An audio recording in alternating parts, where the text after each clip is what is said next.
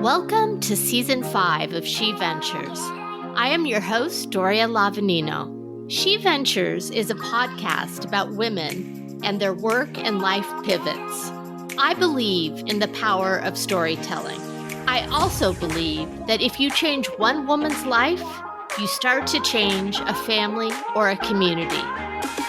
Our mission is to elevate the diverse stories of everyday women in their work. One promise, no mansplaining ever. Sit back, listen, and hit subscribe. We'd love to hear from you. You can find us at sheventurespodcast.com. If you are anything like today's guest, you might believe that conventional Western medicine and more of the Eastern modalities, such as breathwork, meditation, spirituality, essential oils, and acupuncture, are key as an integrative approach to the health of our bodies and minds. Today's guest is an infectious disease and integrative medicine physician who has been in academic medicine practice for more than 30 years. She is also a sprint triathlete, very impressed by that, a wife, a mother, and she has developed her expansive toolkit also because of unforeseen transformative events in her own life, one being the loss of her son at 18 due to suicide and also her own cancer diagnosis. She is co-author of the book, Breath for the Soul, a roadmap to integrative wellness. Dr. Jan Patterson, welcome to She Ventures. Thank you, Doria. It's great to be here. Your life is an incredible story, and I wanted to start with, when did you know that you wanted to become a doctor? I think it was in high school. Before that, I had always thought about being a teacher because I loved school, I think. Then I got into high school and I loved biology and I wanted to work with people. And ending up in academic medicine, I got to be a doctor and a teacher. So I got to do both things. But it was really in high school that I first decided that it was something I was interested in. Infectious disease specifically, what interested you? You studied that at Yale, I believe. What interested you in that? Yes, I did my infectious disease fellowship at Yale. But my interest in infectious disease really started in medical school, where I went to medical school at UT Houston. We had a very dynamic infectious disease group. And also during my fourth year of medical school, I did a rotation in India. And so I saw a lot of infectious diseases there. I always found infectious diseases just fascinating. It seemed to me to be the most interesting part of medicine because there was such a spectrum of disease. And a lot of times you could see it through the microscope. And a lot of times, you could actually cure it with medicine, unlike many chronic diseases. So I just thought it was very interesting. That would be fascinating. You remind me of my partner in life who was born in the UK, but he's of Indian descent. And when he was 8 or 9 years old, his parents decided to move back to India. And as a result, because his immune system wasn't accustomed to many of the, I suppose they're viruses, but you could tell me he ended up getting meningitis for one and malaria. So there definitely is so much work probably still to be done, although I would imagine it's getting better.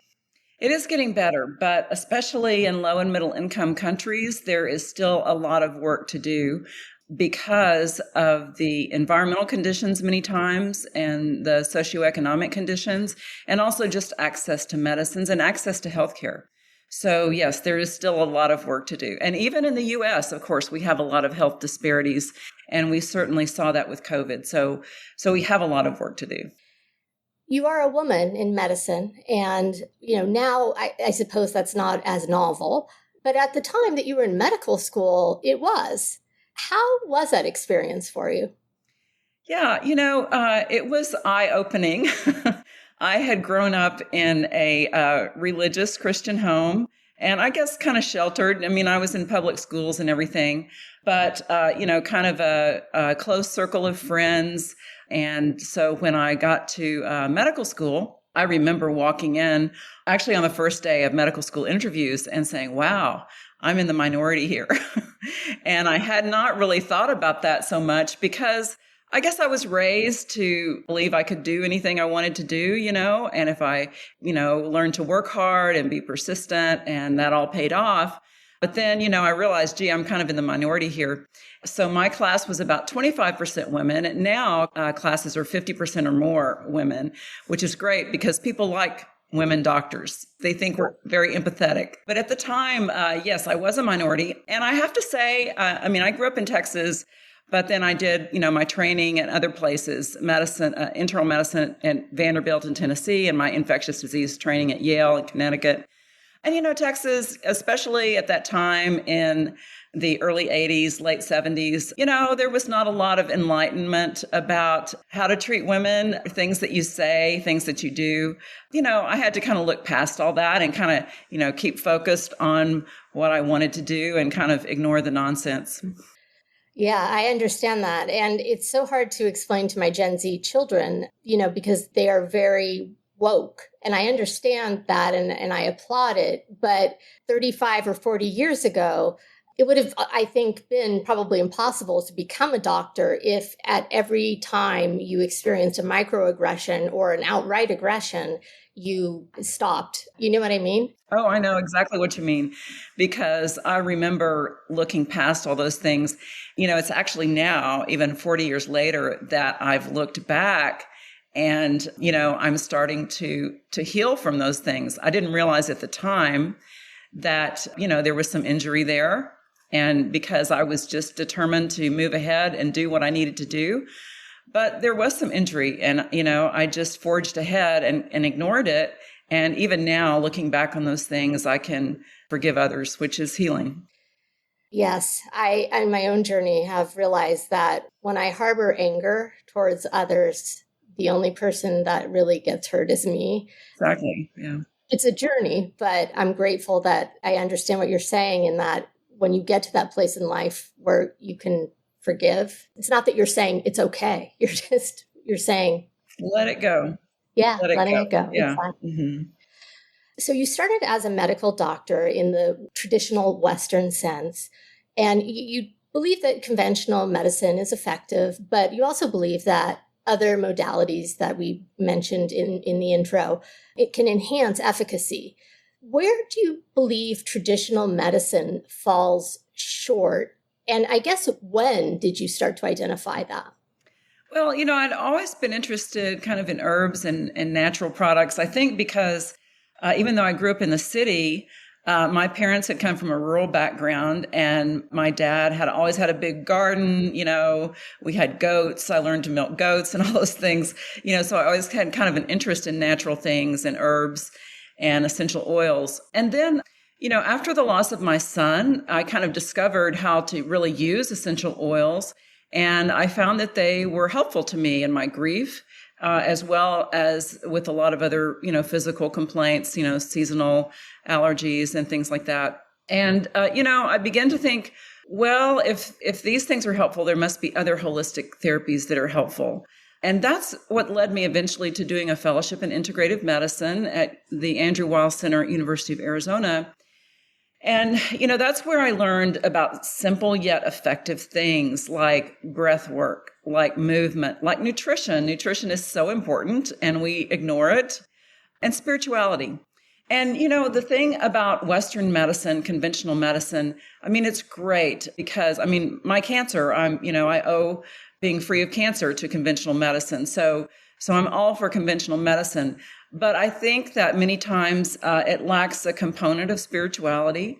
It lacks an approach to the whole person, not only body, but mind and spirit. And that's what integrative medicine does, is we approach the whole person, body, mind, and spirit. And I think unless we address, the mind and the spirit, a person cannot be fully healed. So I think conventional medicine addresses the physical and the body, but many times not the mind and the spirit.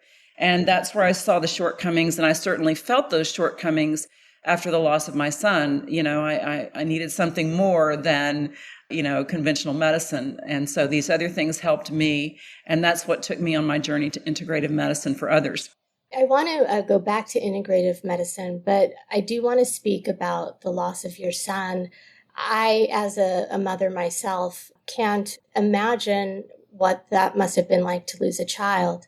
Teenagers, I'll use my 15 and 18-year-olds, are very all over the place just by nature. And their brain is still growing. They do experience depression. How can listeners know when it's something that should be taken really seriously versus a phase? Well, I think we don't always know. And, even at the time, I looked around at some of Will's friends and they were going through some of the things he did. And, we didn't lose them to suicide. I think he indeed had mental illness. And I think it wasn't addressed very well by conventional medicine. So I feel some guilt about that because I probably should have shopped around for other doctors. But at the time, I felt like things were being addressed as best as they could. So I did what I could.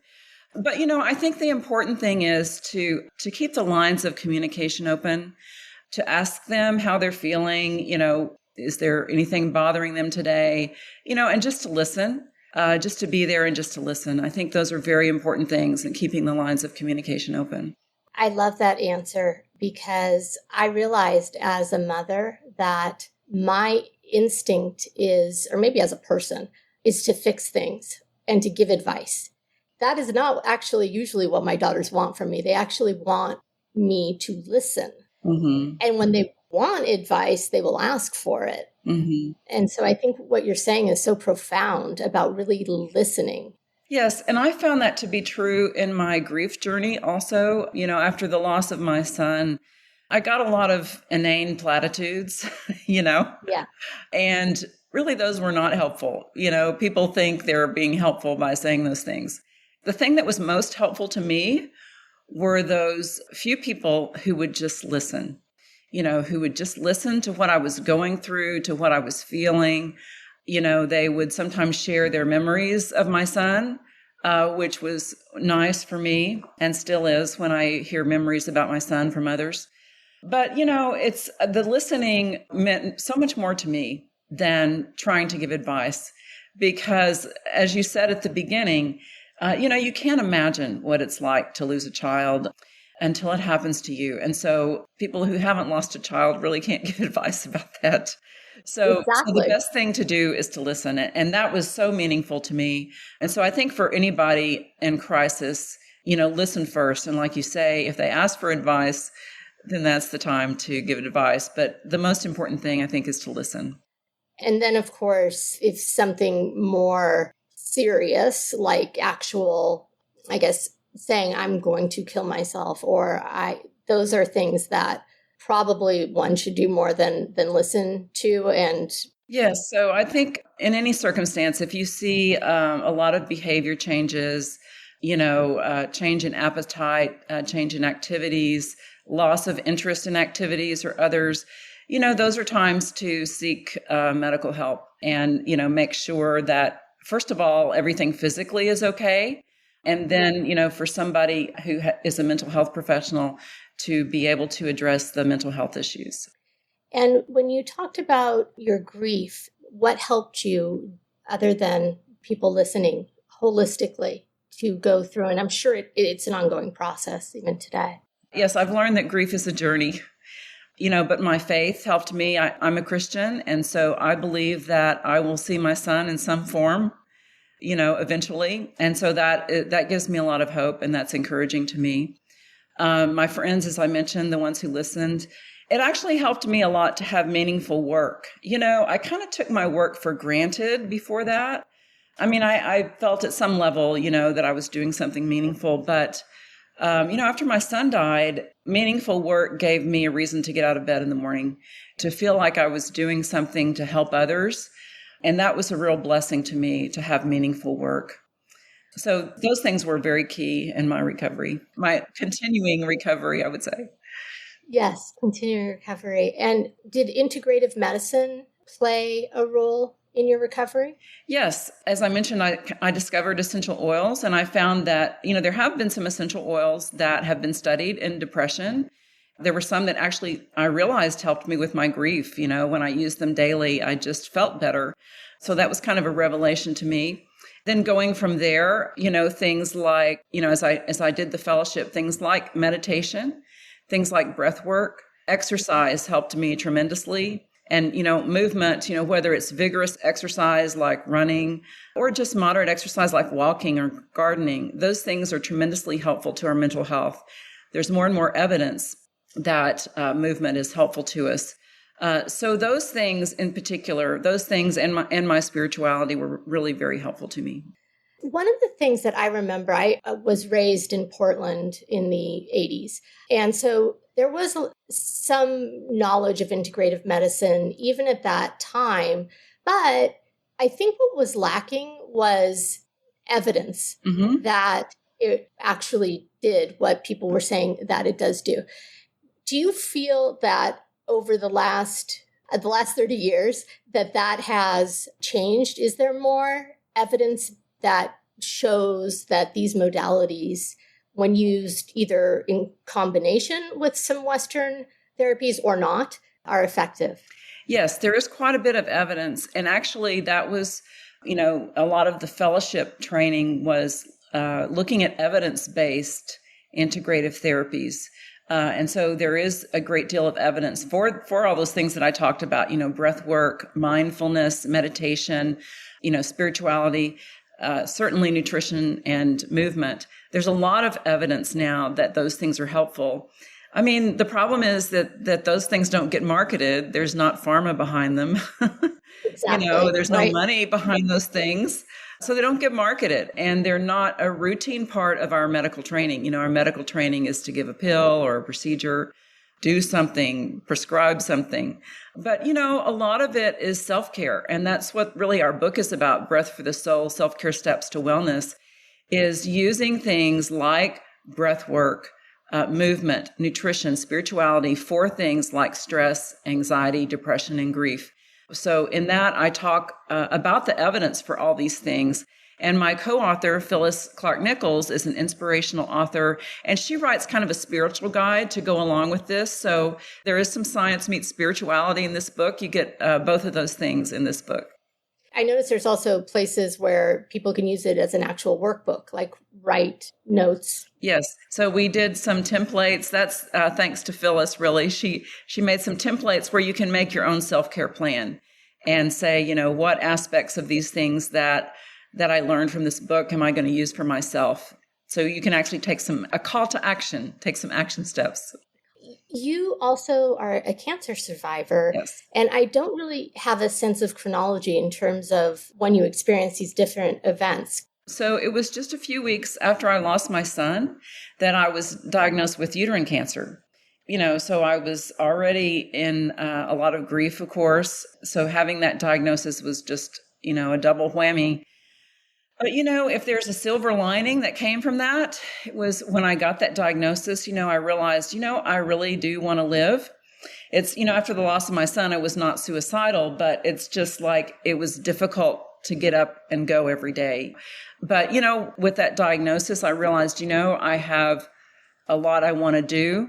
I've got my husband and my living son and my daughter-in-law and my other family and friends. I have work, meaningful work that I want to do. And so in that sense, it was helpful. And then, I had to have the surgery, and it was an early stage. There were a few cells in the abdominal fluid, which people don't really know exactly what that means, but my doctor was concerned. So I took 2 years of hormone therapy after the surgery, and I'm cancer-free now. I'm 11 years out. It'll be 11 years this month. So I'm very grateful to be cancer-free. I can imagine. And I just want to express my sorrow in that you experienced those two things simultaneously. And at the same time, being a person of faith myself, I often wonder if there's a reason behind why things happen the way that they do. Mm-hmm. What are your thoughts on that? Well, I think there are some things in life that are certainly divinely inspired, some people that come into our lives, decisions that we make, certainly the ones that we think about a lot and pray over and seek guidance for. And I also think that some things in life are just random. They're just random bad luck. Certainly the timing of things. I mean, but I do believe that whatever happens to you, you can use for benefit. You can learn lessons from them. I certainly learned lessons. And like I said, the cancer diagnosis, actually made me think differently and realize that I did want to live and I had a lot to live for. So that was a good thing that came out of that. I had some other events in the next couple of years. My dad had dementia. My mother had died just 6 months before my son. And without her, my dad really couldn't live by himself. And even though he didn't want to leave his house, we had to bring him, here to live in the same town as us so we could help take care of him. That dementia journey was very difficult, over the next few years. I had a brother who was developmentally disabled from birth. That I became the guardian for, and he was chronically ill. So all of these things, it was very difficult. It was a very difficult time to deal with all these things. But, the thing of it is that my faith was helpful to me, and I grew in my faith during that time. I learned a lot of lessons during that time. So, there was some good that could come from all of that stress and difficult times. And for someone who is dealing with either a cancer diagnosis or something that is unexpected, can you maybe speak to some of the tools in your book? You mentioned them briefly that might be able to help them in some way. I think part of spirituality is connection with others. And so I think during those times, it's very important to connect with others, whether it's your friends or your family. I mean, honestly, sometimes family in those times can be difficult. So it may be more helpful to connect with friends or with a spiritual advisor from whatever faith that you have. And then, just connection with others, talking to others can be very helpful. The thing is that, like, for instance, on my journey, I found movement to be very helpful. Exercise was something that got my mind off the most horrible things that I had been thinking about and ruminating on, and made me think more positively. Certainly nutrition, our American diet, the standard American diet, the SAD, has a lot of inflammatory foods. And, it doesn't help our body or our mind to eat a lot of processed food and fast food. And really, when we eat more anti-inflammatory foods like fruits and vegetables, nuts, plant-based foods are actually helpful to our mind and our mental health as well as our physical health. There's evidence about that now too, very strong evidence. So I think eating well is helpful. And in times that are difficult, you may have to get help from friends or get a meal service or something like that, if you don't feel like cooking for yourself, which is, certainly imaginable. And then breathwork on a day-to-day, moment-by-moment basis is something that can help us with stress and anxiety. I know in my grief recovery, grief can come in these overwhelming waves and just hit us without even knowing it's coming. And one thing that was helpful to me is taking some deep breaths. And actually, I had some essential oil blends that I went to that were my go-tos for times like that. I would take some deep breaths and inhale these essential oils. And, these aromas go directly to the limbic system in our brain, which is the part of our brain that controls our emotions. It can actually be very helpful in calming and, just helping relieve some of the things that we're going through. So I think all of those things are helpful. Certainly, if you're having difficulty sleeping, there's a lot of hints out there for what you can do for what's called sleep hygiene now that are self-care things that you can do. But if you continue to have problems, talk to your doctor. Grief can be prolonged and can become depression. And so certainly talk to your doctor, your healthcare provider, if you're not able to get on with your usual activities after 6 months or so. That's very helpful. And I wish I had spoken to you in 2013 when I lost my father, because what I felt as a woman, and I had 2 young children, is that I really identified when you said that you felt some guilt, because trying to be all things to all people is incredibly stressful. And what I found is that I did the best I could, but obviously, I couldn't be in control and be everywhere at once.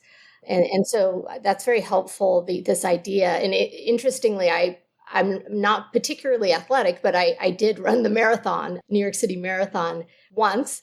Good for you. And thank you. And that was the year after my father died. And so it can make a big difference in also distracting, not in a way that you don't want to think about it, but just kind of harnessing your energy in a different way. Right. So if you're out trying to run miles and miles, you can't really ruminate on the negative. I mean, you're having to move and you're having to breathe and you're having to keep going. And so you're thinking about those things rather than ruminating. And I found that's what helped me. And to your point, we can only do what we know to do at the time, and we can only help as much as we know to help at the time. I believe that that's what we were meant to contribute, and that's what we could do. And so we need to feel good about doing the best that we can at the time. Yes. And for me also, it's been about forgiving myself, even if I'm too hard on myself, forgiving myself for not being able to do the job that I thought I should. Yeah. Well, one of the things that we talk about with the self-care, first of all, self-care is not selfish. Self-care is something that we need to do to be able to take optimal care of others. And, as women, as you point out, we are caregivers naturally. And, it's often much easier for us to have compassion for others than to have self-compassion. And so I think that we need to remember that self-compassion is very important also. And part of self-compassion is self-care and, taking the time and effort to take care of ourselves. And that's really not selfish. That it's the principle about you've got to put your oxygen mask on before you help the person next to you, So it's that way in regular life too. We have to take care of ourselves so we can take optimal care of others. You're incredibly accomplished and modest. And I want to ask you, professionally or personally, what do you consider to be your biggest wins? Well, I mean, I feel like my greatest accomplishment personally are my two remarkable sons. And, even though one son has passed away, I am very proud of the man that he was and the man that my other son is. Yes. And, the people that they came to be. So in a personal way, I think that's one of my greatest accomplishments. I think in terms of professionally, I'm the kind of person that I find I kind of need to do something a little different every 10 years or so. So about 12 years ago, I started doing a lot of healthcare improvement and teaching people about, tools and skills to use to improve healthcare, because we have a lot we need to do to improve healthcare. And I teach a course at our institution now, and we've trained 800 people and done almost 300 improvement projects through the course. And so I'm very proud of that, because I feel like that those people who have been trained can go on and make a difference in healthcare, whether they stay at our place or many of them have gone on to other places. They can make a difference there. And then, I'm also proud of this integrative medicine program that we've built at the hospital. We have an integrative medicine consult service now. Of course, everybody is stressed when they're in the hospital, but some patients in particular have problems with anxiety or pain or nausea, and we're asked to see them, and we help them. They're very grateful. It's nice to be able to go into a hospital room and do something pleasant, essential oils, breathwork, guided meditations for someone, as opposed to, they're used to people walking in and, either giving them a medicine or poking them or doing a procedure, so we're doing something a little bit different. And so I'm very proud that we've been able to start that program. That's wonderful. And it reminds me of something I wanted to say before, which is I feel like so much of your work, I think it's so important, is about prevention. These are all things that we can integrate into our life that don't really cost us anything monetarily, but have incredible benefits in terms of health and prevent so many things from going awry in our bodies and minds. Yes, you're right. And that's one of the problems with our healthcare in the U.S. is that it's much more reactive than preventative. Some countries in Europe, for instance, are more focused on preventative things and better lifestyles, for instance, better eating habits, better movement habits. Whereas, in our medical system, we see people come in and they're already train wrecks. The time for prevention is way past. I think the more that we can do about healthier lifestyles and doing things that we can for ourselves, and that's largely the preventative things, the better shape we're going to be in, not only as individuals, but as the healthcare in our country. So before we tell listeners where they can find your book, I wanted to ask you if there is just one health mind shift that SheVentures listeners could make today, what would you recommend? I think the simplest thing that can have the most benefit acutely is probably breath work, and taking deep, slow, regular breaths. We tend, particularly when we're stressed, we're taking rapid breaths, shallow breaths, breathing only with our chest. Taking slow, deep, regular breaths. There's some breath exercises that we recommend in the book. But as we're taking slow, deep, regular breaths, holding our inhale and then an exhale, a long exhale, that's actually telling our body to relax and telling our body we can get out of the fight or flight stress response and get into the relaxation response. So if there was, just one thing I could tell people in the short term that's simple, I would say take slow, deep, regular breaths.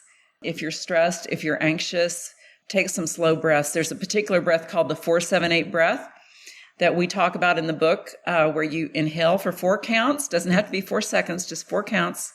Hold the breath for 7 counts, and then exhale with a whoosh for 8 counts. And that can be done, in sets of 4 twice a day. And the more you do it, the better you get at it, and the more effective it is for you. So, doing some breath work like that, and there's other breath work exercises out there too. But the main thing is to take slow, deep, regular breaths. Does it matter? I always am told you have to breathe through your nose. Does that really matter? Well, it's helpful to do that if you can. Not everyone can breathe through their nose.